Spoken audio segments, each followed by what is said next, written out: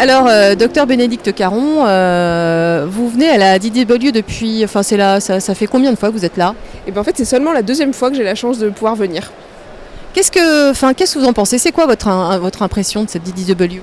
Et ben, je trouve que c'est assez intéressant cette année parce que je me souviens des précédents congrès, pas forcément la DDW, mais d'autres congrès européens, où en fait les sessions étaient essentiellement portées sur l'efficacité des nouveaux traitements, etc., des essais contrôlés, randomisés, etc. Et là, j'ai l'impression que les choses sont en train de changer, et en fait, on a maintenant des sessions où pendant 1h30, on va s'intéresser exclusivement, par exemple, au régime alimentaire des patients. On va s'intéresser aux facteurs environnementaux. En fait, on sort du médicament et on va vers d'autres aires en lien avec la maladie. C'est vrai qu'habituellement sur ces congrès américains, c'est très centré sur les molécules. Donc finalement, sortir de la molécule, on se rend compte qu'il y a d'autres choses en tout cas qui viennent compléter la question de la molécule. Oui, tout à fait. Il y a toujours ce plateau de verre où en fait on n'arrive pas à améliorer l'ensemble des patients avec les thérapies existantes. Et en fait on se rend compte que de plus en plus on va s'orienter sur des thérapies complémentaires, sur ces facteurs environnementaux. On essaye aussi maintenant de pouvoir prédire la maladie. Donc c'est vraiment des données très intéressantes où on sort de médicaments mais on s'intéresse à d'autres choses. Donc assez surprenant pour un congrès aux États-Unis d'avoir ce type de sujet. Ouais, mais surprenant dans le positif, ouais, tout à fait. Ouais. Merci beaucoup. Docteur Mathieu Uzan, d'abord vous avez vécu aux États-Unis pendant 3 ans et demi à New York pour faire de la recherche, donc vous connaissez par cœur les États-Unis déjà pour commencer. Mais là, cette DDW, qu'est-ce qu'on peut en retenir? Quelle est l'ambiance?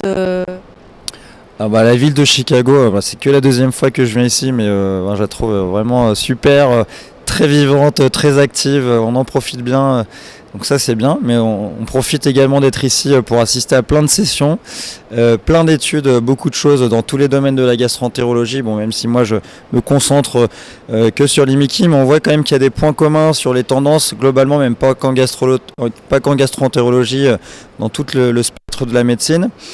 Je trouve que les tendances un peu fortes là, de cette année qui m'ont un peu marqué, c'est l'intelligence artificielle, c'est pas nouveau, on en parle depuis un moment, mais il y a vraiment un essor très important avec des choses un peu innovantes, notamment tout ce qui est capteur biométrique pour évaluer le niveau de stress, l'activité des patients, la qualité du sommeil. Donc il y avait une étude américaine qui a été présentée, donc qui corrélait la qualité du sommeil et ces autres paramètres biométriques avec le risque de survenue d'une poussée, donc ça c'était intéressant. Également des études intéressantes sur l'analyse en utilisant l'intelligence artificielle d'images. C'est une bonne application de l'intelligence artificielle d'image d'endoscopie pour évaluer, finalement faire des nouveaux scores qui se calculent automatiquement et qui étaient un peu plus performants que nos scores habituels qui sont biaisés par l'œil humain et par la subjectivité humaine. Et puis beaucoup de choses sur l'alimentation, la prise en charge holistique. C'est un peu les grandes tendances que je vois dans cette DDW.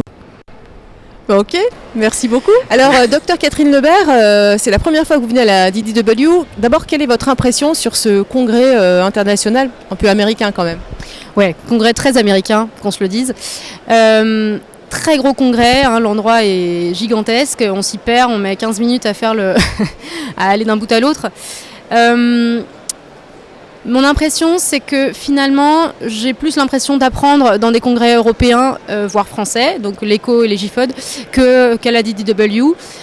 Même si c'est toujours hyper sympa de voyager. Chicago, c'est quand même une super ville. Mais le congrès en lui-même, je pense qu'on est à peu près tous d'accord pour dire qu'il n'y a finalement pas de scoop incroyable, en tout cas sur ces 2-3 premiers jours de congrès. Il y a quand même quelque chose, une communication qui vous a marqué particulièrement?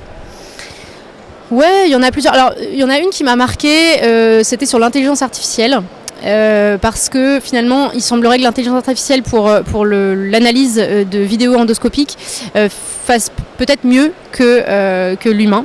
Donc ça c'est surtout dans le contexte des essais cliniques où vous savez on doit faire une relecture centralisée des vidéos, là ça peut être franchement intéressant. Donc ça c'était une étude qui m'a marqué et qui était assez sympa. Et sinon, oui, on a quand même un petit peu l'impression que beaucoup de communications orales sont un peu phagocytées par les Américains. C'est difficile d'héberger comme français quand même, non?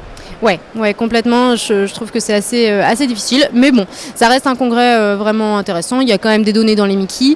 Et puis surtout, la journée, je pense, la plus intéressante, bon, malheureusement, ce sera la journée de demain quand on prend tous l'avion pour la France. Mais voilà, la session des Late Breaking Abstracts est quand même hyper intéressante, je pense, et riche en nouveautés. Merci beaucoup.